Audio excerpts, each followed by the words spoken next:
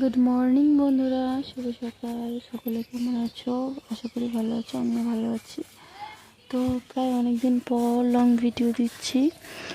আর এটা কিন্তু পরশু দিনের ভিডিও, মানে আজ মঙ্গলবার, রবিবারের ভিডিও। এখন ভয়েস এডিট করতে বসেছি আর তোমাদের সাথে কথা বলছি।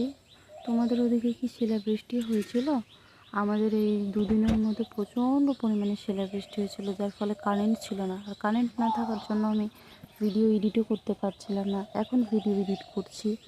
শিলাবৃষ্টির সাথে সাথে তো প্রচণ্ড পরিমাণে ঝড় হয়েছিল, প্রচণ্ড পরিমাণে ঝড় হয়েছিল। কাল বৈশাখী ঝড়ের থেকেও বিকট একটা ঝড়, মনে করো ঘূর্ণিঝড়ের মতো বলতে পারো।